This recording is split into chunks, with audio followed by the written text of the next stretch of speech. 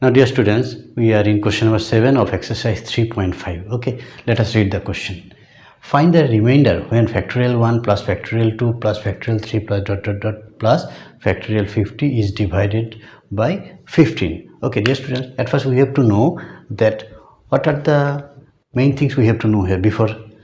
starting this sum. At a whole, what is the meaning of factorial? Once we use factorial, then also let us see. Suppose factorial 3. Factorial 3 means 3 into 2 into 1. মানে 3 পরে 1 লকে multiply Karim continuously, consecutive bilak, okay, in the decreasing order. Suppose factorial 4. So what is factorial 4? 4 into 3 into 2 into 1. In the same way, factorial 5 is 5 into 4 into 3 into 2 into 1. In this way. What is the meaning of factorial? Okay, I think you can remember what is factorial. One more thing. If A is congruent to B mod n, then A minus B is divisible by n. This is the meaning. One more thing. If A is divided by any number n, Q be any quotient, R be the remainder, then we have learned that this integer or this number is congruent with the remainder mod n. Okay, with this concept let us see. Okay, so here what is 15? 15 is the product of 3 and 5. So when we can say that a number is divisible by 15, jodi number is divisible by both 3 and 5, then only the number is divisible by 15. ঠিক আছে, যেমন 30 is divisible by both 3 and 5, that's why 30 is divisible by 15 also. তো ইয়াত কোনটো 50 দি divisible হয়, at first let us find out. দেখা এটাত তো 15 নাই, 2 ত 15 নাই, 3 ত 15 নাই, 4 তো কেন রাফত এনে চাইছো ফ্যাক্টৰিয়েল 4 ফ্যাক্টৰিয়েল মানে সব কেটা ফ্যাক্টৰিয়েল আছে। ফ্যাক্টৰিয়েল 4 মানে 4 into 3 এটো লিখা আছে, তথাপি মই লিখিছো 2 into 1. Here 3 আছে, but 5 is missing. That's why factorial 4 is not divisible by this 15. Kali here 3 থাকিব লাগিব আৰু 5 থাকিব লাগিব. 3 আছে, but 5 is missing. Now let us see factorial 5. Factorial 5 means 5 into 4 into 3 into 2 into 1. So here দেখা এই 3 2 আছে আৰু এই 5 2 আছে. That means this factorial 5 is divisible by that 15, or we can say therefore 15 divides factorial 5. Alright, so aro eta sao. Suppose factorial, what about factorial 6? 6 into 5 into 4 into 3 into 2 into 1. Now you see, this 3 is present, this 5 is also present here. That means factorial 6 is divisible by that 15, or we can say that 15 divides factorial 6. তার মানে কি হল, factorial 5 or পরা, ঠিক আছে, 5 or পরা জিমান আছে up to factorial 50, all the numbers are divisible by 15. কেলে সবত কি এই দুটা প্রেজেন্ট আছে, 5 আছে 3 আছে, জিমান আছে। তার সাপোজ factorial 50 আছে, তার তো লাস্টত তোমার এইকেটা থাকিবই 50 into 49 into 48, লাস্টত পিনে তো এইকেটা থাকিবই, নহয় জানো? তো 5 or পরা স্টার্ট করি সব বিলাকত 5 আৰু 3 ফ্যাক্টর কেটা আছে। That's why all those numbers are divisible by 15. খালি কি divisible নহয়, factorial 1, factorial 2, factorial 3 আৰু factorial 4. Now let us see. Now দেখা, so therefore here if this 15 divides factorial 5, so we can say that factorial 5 is congruent to, ইয়াৰ পৰা লিখিছো this divides, যদি ধৰা এটা সাপোজ মই কৈছো এটা নাম্বাৰ যিকোনো ধৰা 10 2 দি ডিভাইড কৰিছো, 2 5 = 10, এটা রিমাইন্ডার। তো এটো মতে okay will follow this 10 is congruent to 0 mod 2, correct? তো ইয়া তো দেখা 15 divides factorial 5, তার মানে factorial 5 ক যদি আমি 15 দি ডিভাইড কৰিছো, রিমাইন্ডার কিমান হ'ব, 0 হ'ব। That's why divisible. তো দিস ইজ রিমাইন্ডার ইজ 0 কেতিয়া mod কিমান, mod ইজ 15 দি ডিভাইড কৰি আছো, ঠিক আছে? বুজিছা তোমালোকে? এতিয়া এটো লিখিছিলো যদি এটা নাম্বাৰক integer n দি divide কৰা if remainder is r then a is always congruent to r mod n তো ইয়াতো this factorial 5 is divisible by 15 so factorial 5 is remainder কিমান remainder to 0 that's why factorial 5 is congruent to 0 mod 15 similarly gote keta hobo gote keta congruent to 0 mod 15 gote keta because they are divisible similarly factorial 6 is congruent to 0 mod kiman mod 15 etu ami goi thakim enokake ঠিক আছে এনেকাকে গই থাকিম দেই okay কিমান লৈকে up to that last কিমান আছে factorial 50 is congruent to kiman 0 mod 15 correct etia ki korim ami dekha dear students I have wrapped this part so that we can continue here to here dekha to factorial 1 etu remainder bolabo lage no factorial 1 factorial 2 plus factorial 3 factorial 4 factorial 5 ঠিক আছে factorial 6 jiman আছে dot up to factorial 50 okay তো আমি property to jano these are congruent with factorial 1 is congruent to factorial 1 factorial 2 is congruent to remainder jiman hobo ঠিক আছে চাই লবা এটো remainder part বিলাক লিখি আছো 3 factorial 4 okay jetia factorial 5 dekha factorial 5 kiman ase etu ta remainder to 0 dim factorial 6 jetia hobo kiman ase 0 sab 0 hoye ase gotei keta 0 factorial 50 0 mod kiman mod is 15 mod to 15 ase dekha mod 15 to ami etia kenoka likhim etu etia ami enoka likhisu congruent to factorial 1 or value to kiman 1 factorial 2 whole enuka 2 into 1 2 factorial 3 6 factorial 4 3 is 12 2 is 24 plus 0 plus 0 plus 0 gote keta 0 ঠিক আছে কিমান হল mod 15 লকে লিখিছো correct so this is congruent to dekha this is 33 mod 15 আমি এতিয়া আকৌ এটুই ফলো কৰিম this one এতিয়া দেখা this is congruent to 33 what we have to do we have to divide 33 কিমান ডিভাইড কৰি কিমান দি কৰিম 15 সো কিমান দি কিমান হ'ব 33 15 to ja 30 remainder is 3 তো এটু যদি ফলো কৰো দেখা a is congruent to r ঠিক আছে ইয়াত 33 is congruent to remainder 3 mod কিমান 15 3 mod is 15 so ultimately etu je korilu remainder kiman palo 3 this is the answer okay let us write the remainder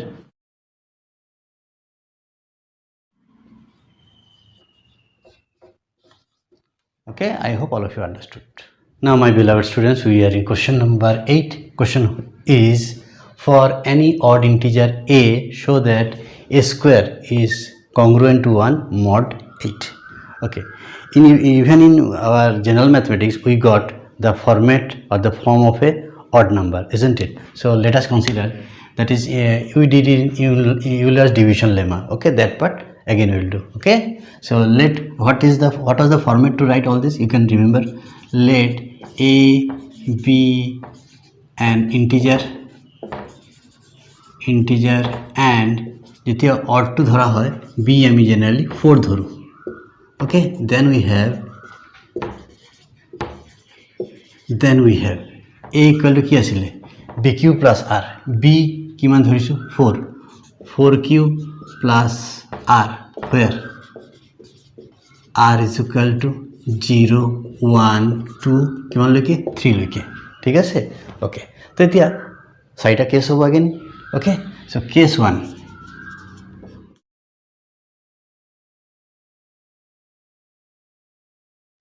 r equal to 0 then a equal to kiman hobo 4q this is even because it multiple of 2 ase to amar to odd integer keta lage so will not go for this ekono koroko okay case 2 when r is equal to 1 then a equal to kiman hobo 4q plus 1 correct okay তো এতিয়া কি কৰিব কৈছে square কৰিব কৈছে let us make the square on both the sides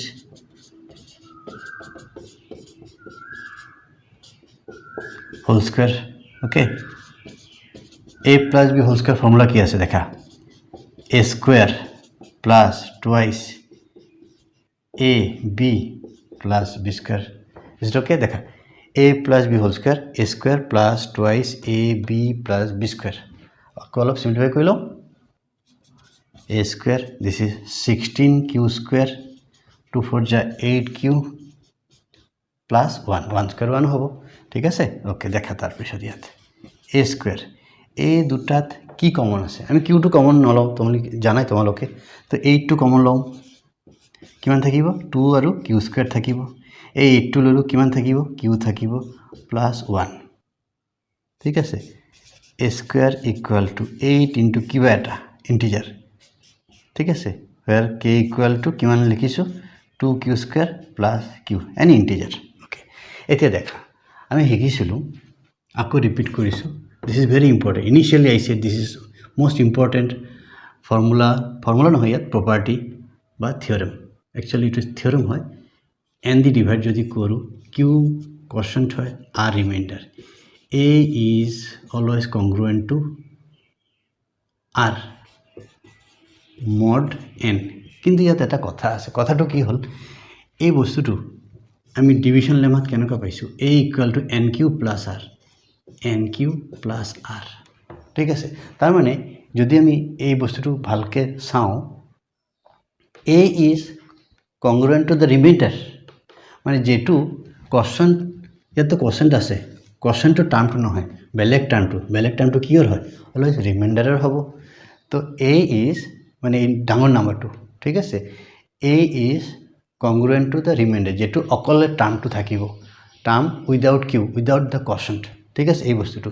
ইয়াত দেখা তো যদি আমি কম্পেয়ার ওকে মই ইয়াত লগত লিখিছো this is the first case that's why sum of you may face problem that's why ইয়াত এটো কি আছে এতোই নাই a স্কয়ার আছে a square is equal to 8k plus 1 compare করা a is congruent to r তেতিয়াহলে a square is congruent to কিমান এই রিমাইন্ডারটো is not it mod কিমান হ'ব modটো কিমান হ'ব কিমান দি ডিভাইড কৰিছো দেখা 8 ইয়াত modটো কিমান আছিল n ঠিক আছে ইয়াত modটো থাকিব n ইয়াত modটো থাকিব 8 this is the similarity okay so therefore a square is congruent to remainder 1 mod 15 so এটো হল খালি এটা কেসৰ কাৰণে তো এনেকা টোটাল 6টা কেস আছে এটা হৈ গল দুটা হৈ গল নাও উইল ডু কেস 3 টো ইয়াদ কৰো দিস ইজ ভেরি ইজি সাম ঠিক আছে অলপ খালি আমি লজিক্যাল হ'ব লাগিব ওকে তো আমি তো লজিক্যাল আসুই অল রাইট চলো when r is equal to 2 এটো হৈ গল we are in the third case then a equal to কিমান হ'ব দেখা a equal to 4q plus 2 আমি আৰু ডিটেইলস এটো নকৰো which is even কেলে বুঝিছে এটো ইভেন আছে কেলে a equal to ইয়াত 2 কমন আছে 2 কমন হলে twice q plus 1 2 into something obviously even so এটো আমি এৰি দিম ইয়াতে case 4 when r is equal to 3 then যদি r 3 হবো কি হবো a equal to 4q plus 3 a equal to 4q plus 3 then what we have to do read the question we have to make square to prove koribo question hoy janu this part so therefore a square 4q plus 3 whole square a square তেতিয়া দেখা a plus b whole square formula আমি জানো expand কৰো ঠিক আছে a square plus twice ab plus b square ঠিক আছে easy আছে নহয় জানো 16q square plus 2 4 jar 8 8 3 jar 24 24q plus 9 correct okay ঠিক আছে হৈ যাব a square 4q plus 3 whole square a square plus 2 4 jar 8 8 3 jar 24 24q plus 9 correct okay ঠিক আছে হৈ যাব a square 4q plus 3 whole square a square plus 2 4q plus 9 correct okay ঠিক আছে হৈ যাব 16q square plus 2 4 jar 8 8 3 jar 24 24q plus 9 correct okay ঠিক আছে equal to দেখা 16q square. We have to be little bit clever here, smart here. আমার reminder লাগে 1, ঠিক আছে, আমি মূলত যে 1 লাগে, ওকে। সো 1 কেনেকা পাম, 9 আছে, 1 কেনেকা, yes you also did this, ঠিক আছে। তোমালোকৰ মনত আছে না জেনেৰেল মেথড এনেকুৱা এটা চাম কৰিছিলা, কিবা এটা নাম্বাৰ থাকিলে আমি এটা ব্ৰেক কৰোঁ। তো 9 আছে, 9ক আমি ইজিলি ব্ৰেক কৰিব পাৰোঁ। 9 ইজ 8 + 1। কেলে কৰিছোঁ, কেলে আমি মডটো 8 লাগে, ইয়াত এটা ইয়াৰ নিচা নাই, 8 এটা কমন ল'ব লাগিব, ঠিক আছে। এইটো ফৰ্মুলাত আহিম তো এটা 8 কমন লাগিব। তো 9 ইজ 8 + 1 আৰু ৰিমাইণ্ডাৰ 1 লাগে। তো দুটা বস্তু, ঠিক আছে, আমাৰ দুটা ক্লু আছে, তো আমি ইজিলি এইটো ব্ৰেক কৰিব পাৰোঁ এনেকুৱা। দেখা এতিয়া a square, what is common among these 3? 8 is common, so what will be left? 2q square plus 8 3 ja আৰু 8 1 ja. Okay, so this is a square 8 into k, এটুক আমি k বুলি লৈছো, plus 1 where k is equal to 2q square plus 3q plus 1. বুঝি পাইছা? দেখা আকৌ same আহিলে, ঠিক আছে, এতিয়া তো বুঝবার দরকার নাই। So we can write directly a square কিমান হ'ব, কার লগত কংগ্রুয়েন্ট হ'ব, is congruent to 1 mod কিমান 8, ঠিক আছে, হৈ গ'ল। দেখা চাৰিটা কেছ কৰিলোঁ, এইটোৰ কাৰণে সৰি জিৰোৰ কাৰণে তো ইভেন হ'ব দৰকাৰ নাই, কেলে আমাৰ অৰ্ডাৰ কথা কোৱা হৈছে, তো ইভেনটো আমি কেলে কৰিম, ইজন্ট ইট। তাৰপিছত 1 কৰিলোঁ, 1ৰ কাৰণে কৰিলোঁ, we have prove this required result. Case 3, here the number is, the integer is even, so no need to do. Third case, it is odd because 3 আছে, ঠিক আছে। তো এতিয়া ইয়াতো আকৌ প্ৰুভ কৰিলোঁ যে a square is congruent to 1 mod 8, okay,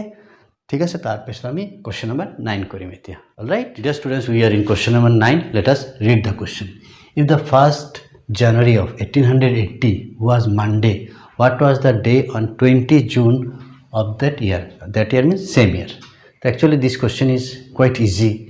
এনেকুৱা question থাকে after 100 years, after 150 years,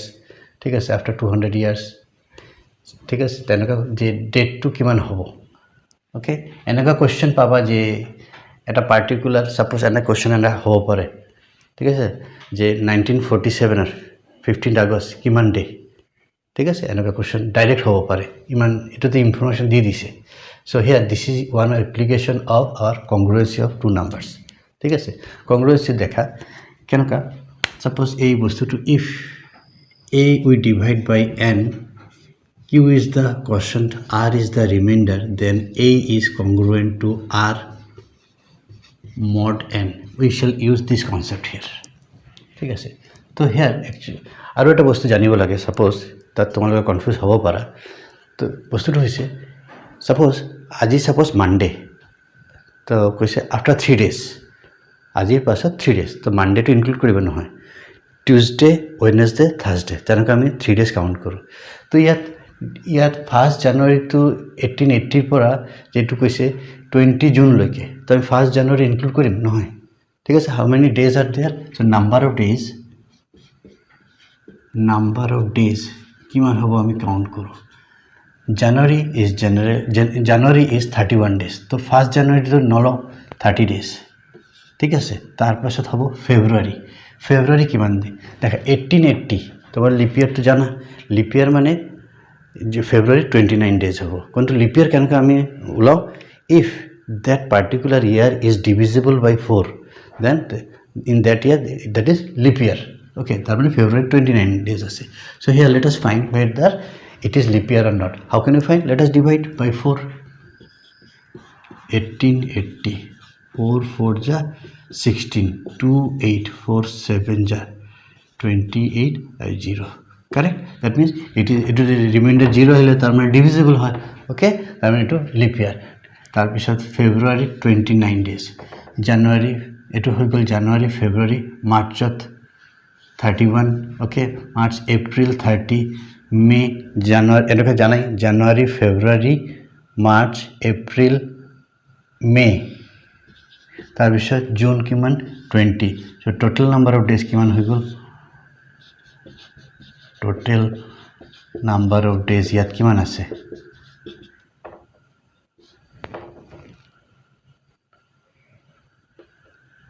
171 days আছে ওকে তো টোটাল নাম্বার অফ ডেজ ইয়াত ইনক্লুড হৈছে 171 days ওকে নাও এই 171 ডেজত হাউ মেনি উইকস আর দেয়ার লেট আস ফাইন্ড আউট তো কেনেকৈ ওলাও হিয়াৰ this 171 is actually how many weeks are there আমি চাওঁ এটা উইকত how many days are there 7 days okay চলো let us see 171 7 2 ja 14 3 1 ঠিক আছে তো 7 4 ja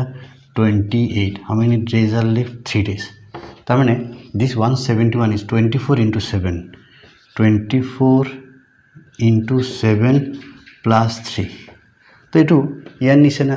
আমি কম্পেয়াৰ কৰোঁ a was divided by n then r was the remainder then a is congruent to r mod n so here how can we write 171 is congruent to the remainder লগত দেখা একই বস্তু হয় এটো কি আছিল a equal to qn plus r ঠিক আছে in that case এটো আছিল a is congruent to r mod n তো এনেকৈ 171 is congruent to 3 mod to কিমান হ'ব কি দি ডিভাইড কৰিছো 7 দি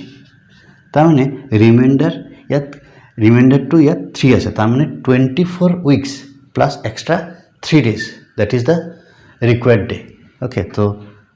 required day কিমান হ'ব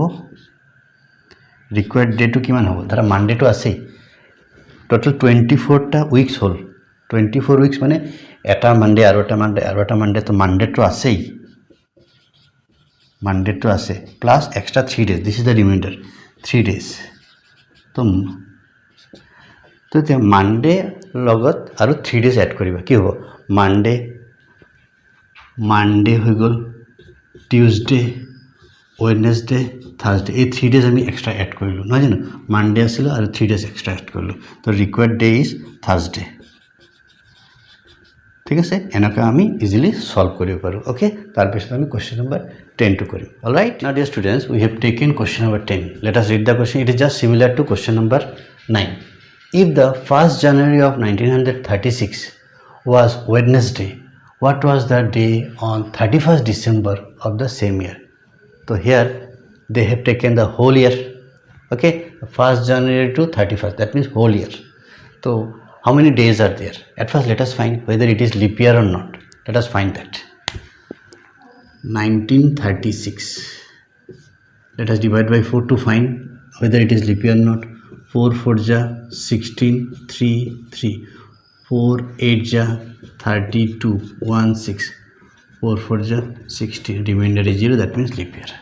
one thing is sure that this is leap year that means in February there are 29 days all right tar pasot dekha what is the concept required here if a is divided by an integer n q be the quotient r be the remainder what we have a equal to qn plus r then we know that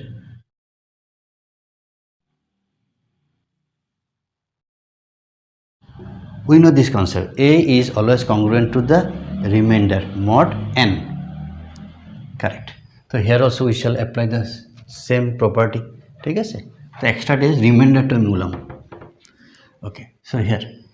here the total number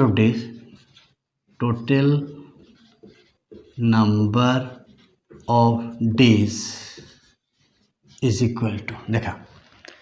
in 1 year we know that there are 365 days correct ঠিক আছে since it is leap year so how many days you are thinking 366 days don't consider 366 days because you cannot consider the first day ঠিক আছে তো যেনেকৈ কৈছিলো suppose আজি Monday after 3 days কি হ'ব Tuesday Wednesday Thursday don't include monday তেতিয়ালে wrong পাবা ঠিক আছে ইয়াতে তেনেকুৱা কনসেপশন হ'ব যে 1st জানুৱাৰী টু নধৰিবা মানে টোটাল হ'ব তেতিয়ালে জানুৱাৰীত কিমান ডেজ 30 days আৰু বাকি বিলাক তো টোটাল দেখা কব গলে 366 days যদি তুমি 1st জানুৱাৰী ইনক্লুড কৰা তো 1st জানুৱাৰী ইনক্লুড নকৰিলে 300 কিমান ডেজ হ'ব 365 total number of days 365 okay ঠিক আছে তার পাছত আমি ইয়াত সাম যে 365 মানে how many weeks and how many days are there So for that what we have to do, আমি 7 দি ডিভাইড কৰিম নহয় জানো তো 7 দি ডিভাইড কৰোঁ আমি তো জানো সব এটো তোমালোকে পাইছা চাগে যে 365 ডেজ মানে 52 উইকস তো কনফার্ম আৰু এটা দিন থাকে চাই লোৱা 365 7 5 যা 35 1 5 7 2 যা 14 মই কৈছিলো নহয় যে এটা ইয়াতো 365 days means 52টা উইকস থাকিবই আৰু এটা দিন থাকে এক্সট্রা তো দিস ইজ 52 into 7 plus 1 ঠিক আছে মানে 52 উইকস থাকে আৰু এটা দিন এক্সট্রা তো here this 365 days is congruent to কার লগত হ'ব দেখা এই বস্তুটো a is divided by n q is the quotient r is the remainder a equal to qn plus r then a is congruent to r mod n so here 365 is congruent to 1 mod কিমান হ'ব 7 days ঠিক আছে যদি doubt লাগে এটু তো 365 minus 1 করা that will be divisible by 7 তো ইয়াত তো সামটো ইমানখিনি তো হৈ গল ঠিক আছে সো required day কিমান হ'ব ঠিক আছে দেখা আমার ইয়াত ফার্স্ট ডে তো কিমান আছিল ওয়েডনেসডে আছিল ওয়েডনেসডে প্লাস 1 ডে এই রিমাইন্ডার টু 1 ডে উলালে करेक्ट तो Wednesday plus 1 day Thursday this is answer but my dear students तुम्हारे प्लीज डोंट माइंड बुकत आंसर तो सगे भूल आसे सगे नहे बुकर आंसर तो भूल आसे बुकत आंसर मैं चालू जे ट्यूसडे आसे please make the correction it will be Thursday ठीक है तार पाছত আমি এতিয়া क्वेश्चन नंबर 11 কৰিম alright okay dear student at last we are in the last question of exercise 3.5 and as well as the chapter what is the name of the chapter arithmetic of integers okay so let us read the question number is 11 for any two integers a and b these are two integers that they say they belong to z and any fixed integer n which is greater than 1 show that the relation a congruent to b mod n is an equivalence relation in z in integer z means integer okay just students we have already studied about when an relation is equivalence relation okay equivalent relation হবলে কি কি লাগে ঠিক আছে equivalence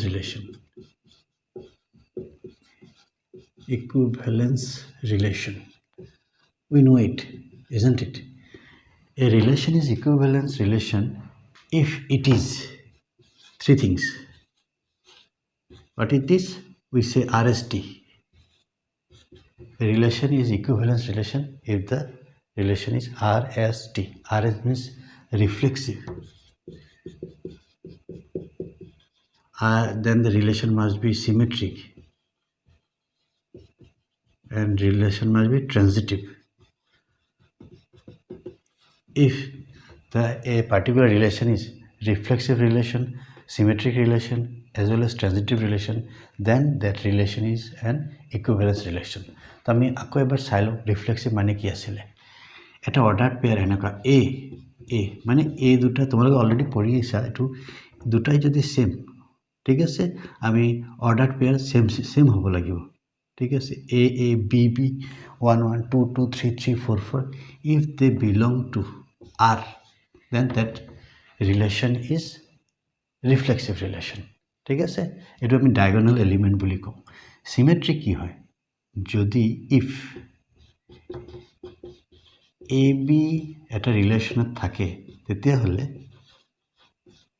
বিও যদি আরত থাকে উল্টাটো symmetric ঠিক আছে তার মানে we are symmetric human beings are symmetric তার মানে মোর লেফট আর রাইট ধরা ইয়াতে একটা লাইন আছে মোর লেফট আর রাইট টু সেম সিমেট্রিক হবে একে নিচে ঠিক আছে তো ইয়াতো এ বি তার ইমেজ যেনেকুৱা নহয় ইয়াতে একটা মিরর দিয়া কি হ'ব ফার্স্টত বি থাকিব তাত এটু এ থাকিব তার পাছত then the order pair to just interchange করলো then the relation এটা যদি a b যদি আরত থাকে b ও যদি তেতিয়াহলে আরত থাকে then this relation is symmetric relation okay transitive to সাইলোয়া যদি a আর b relation আরত থাকে এটু অর্ডার পেয়ার আর একটা অর্ডার পেয়ার লইছে সাপোজ এটু কমন থম আমি কমন রাখিম দেই b c আরত থাকে বুঝছা এ বি যদি আৰত থাকে বি চি যদি আৰত থাকে তেতিয়াহ'লে then what we should have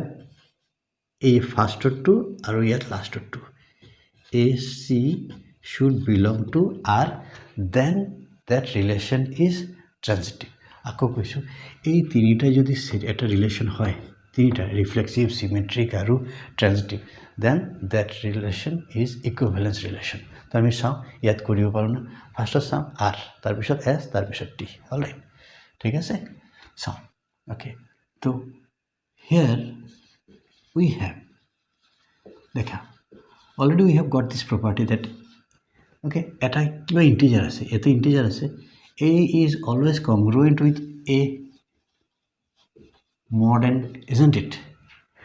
any number is always congruent with itself কেনেকৈ ধৰা এটা তাৰ property পাইছিলোঁ তাৰ পাছত a minus a কিমান 0 is divisible by n তো hence কি হ'ল এই বস্তুটো হ'ল নাই ordered pair a belongs to R তো দুটা same আছে hence the relation is reflexive একদম এটা লাইনত হৈ গ'ল ফাৰ্ষ্টটো this question is quite easy you will find ঠিক আছে ভয় খোৱাৰ একো দৰকাৰ নাই ইকুইভেলেন্স মানে কি এনেকুৱা একো কথা নাই এইটো বহুত ইজি পাবা তোমালোকে চাবা সিমেট্ৰিক হ'ব লাগিব ঠিক আছে ওকে তো এটোৰ আকৌ ইউজটো কৰোঁ আমি okay since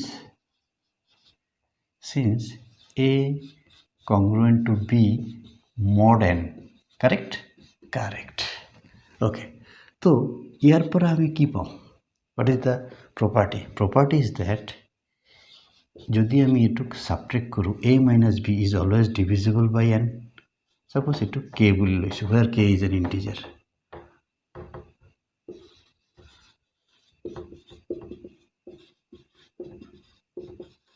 all right তো আমি কি কৰোঁ দুই পিনে -1 দিয়ে মাল্টিপ্লাই কৰোঁ এই পিনেও কৰোঁ কি হৈ যাব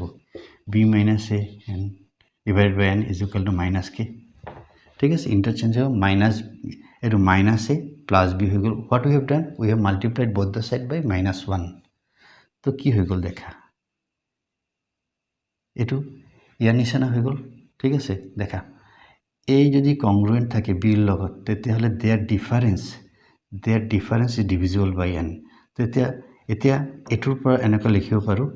b minus a is divisible by n because minus k is also an integer এটো তুমি -2 নেভাবিবা মাইনাস কিবা এটা আছে -2 -3 হ'ব পাৰে minus k is also an integer ঠিক আছে -2 লৈ কনফিউজ নহবা তো আমি কি লিখিব পাৰো b is congruent with a mod কিমান দি ডিভাইড কৰি আছে mod is an তাৰ মানে দেখা এইটো বস্তুটো a আৰু b যদি আৰত থাকে b a আৰত থাকিবই লাগিব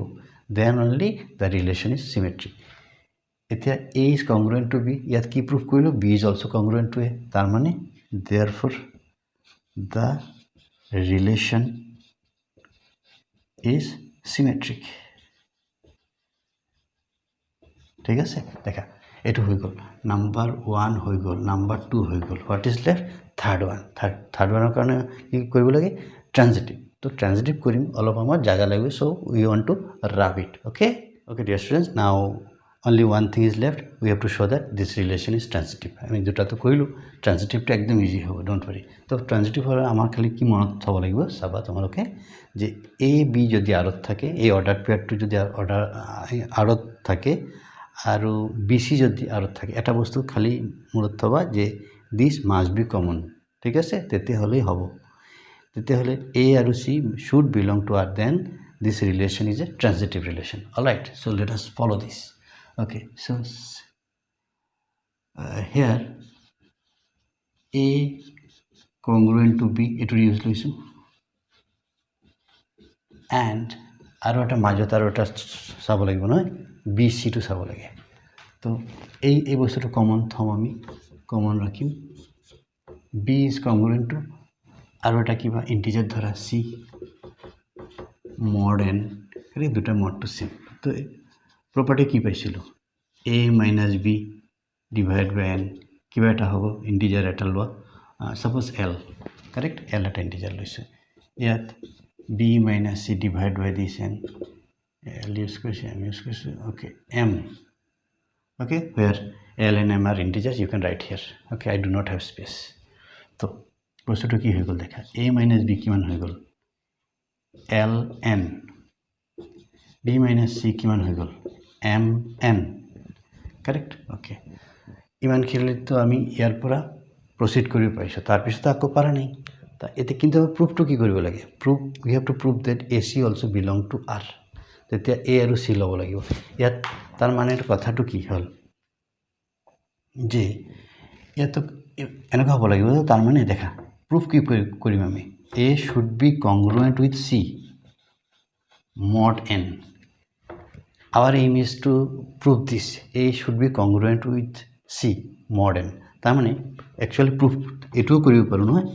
A minus C should be divisible by N okay this thing we want so কি কৰিম এতিয়া আমি ফার্স্ট A minus C টো লম so now A minus C ললো তাৰ পাছত একো কামত তো হানে কিবা ঠিক আছে এটোৰ হেল্প ল জিমান কৰিছো তাৰ হেল্প ল A minus B লিখো লিখিলো কিন্তু B টো এটা মাইনাস এক্সট্রা এক দি দিলো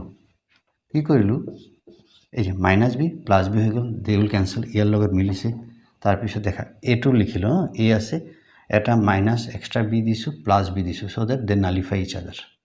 তাৰ পিছত মাইনাস C হ'ব A minus C হৈ গল B ক্যান্সেল কিন্তু ইয়াৰ নিচেনাই হৈ গল বস্তুটো দেখা luckily A minus B B minus C correct তো আমি ভ্যালু পুট কৰো A minus B is how much ln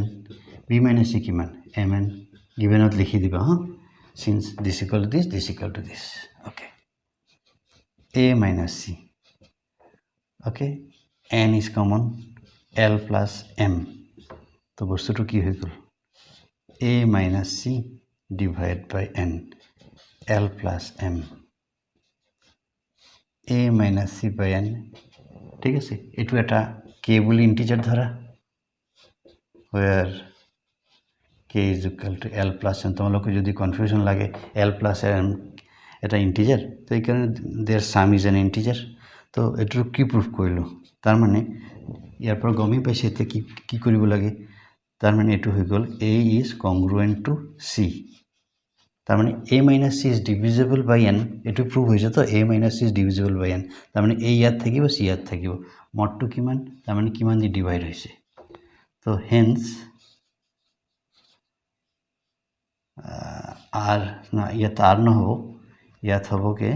hence the relation is লাস্টটো কি আছে ট্রানজিটিভ এটা ফাইনাল কনক্লুশন ঠিক আছে so we have proved that the relation is reflexive we have proved that the relation is symmetric we have proved that the relation is transitive so